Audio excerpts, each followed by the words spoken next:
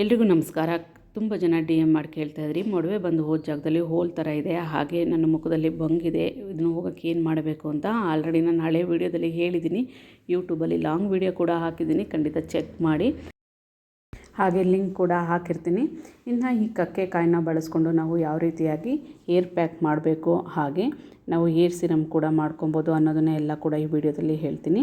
So ನಾವು ಈ ಕಕ್ಕೆ ಕಾಯಿನ ಕ್ಲೀನಾಗಿ ಒರೆಸ್ಕೊಂಡು ಜಜ್ಜಿದರೆ ಇದರ ಒಳಗಡೆ ಇರೋ ಅಂತಹ ಪಲ್ಪ್ನ ತೆಗೆದುಬಿಟ್ಟು ಮತ್ತು ಇದನ್ನು 1-2 ಗ್ಲಾಸ್ ನೀರಲ್ಲಿ ಹಾಕಿ ಚೆನ್ನಾಗಿ ನೆನೆ ಹಾಕಬೇಕು. ಇದಕ್ಕೆ 1 ಚಮಚ ಮೆಂತೆ ಹಾಗೆ 1 ಚಮಚ ಕಲ್ಲೊಂಚಿ ಬೀಜ ಎರಡನ್ನೂ ಕೂಡ ಹಾಕಿ ಒಂದು ನೈಟ್ ಫುಲ್ಲು ನೆನೆಸಿ ಇದನ್ನು ಶೋಧಿಸ್ಕೊಂಡು ಇಟ್ಕೊಂಡು ಕೂದಲಿಗೆ ಸ್ಪ್ರೇ ಮಾಡ್ಕೊಳ್ಳೋದ್ರಿಂದ ಕೂದಲು ನ್ಯಾಚುರಲ್ಲಾಗಿ ಬ್ಲ್ಯಾಕ್ ಆಗ್ತಾ ಬರುತ್ತೆ.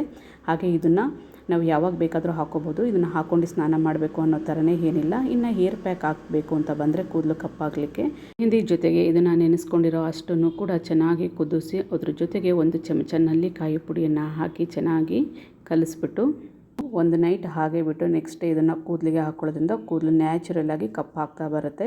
ಸೊ ಇದ್ರ ಬಗ್ಗೆ ಡೀಟೇಲಾಗಿ ವಿಡಿಯೋ ನನ್ನ ಯೂಟ್ಯೂಬ್ ಚಾನಲಲ್ಲಿ ಲಾಂಗ್ ವಿಡಿಯೋ ಹಾಕಿರ್ತೀನಿ, ಲಿಂಕ್ ಕೂಡ ಹಾಕಿರ್ತೀನಿ, ಚೆಕ್ ಮಾಡಿ ಇಂಟ್ರೆಸ್ಟ್ ಇರೋರು. ಹಾಗೆ ಈ ಕಾಯಿ ಸಿಗಲ್ಲ ಅನ್ನೋರಿಗೆ ಗ್ರಂಥಿಗೆ ಅಂಗಡಿಲಿ ಈ ಕಾಯಿ ಸಿಗುತ್ತೆ, ಇಲ್ಲ ರೋಡಲ್ಲಿ ಹೊಲ ಗದ್ದೆಗಳಲ್ಲಿ ಸಾಕಷ್ಟು ಬೆಳೆದಿರುತ್ತೆ ಈ ಗಿಡ, ನೋಡಿ ಟ್ರೈ ಮಾಡಿ ಸಿಗುತ್ತೆ ಅಂದರೆ.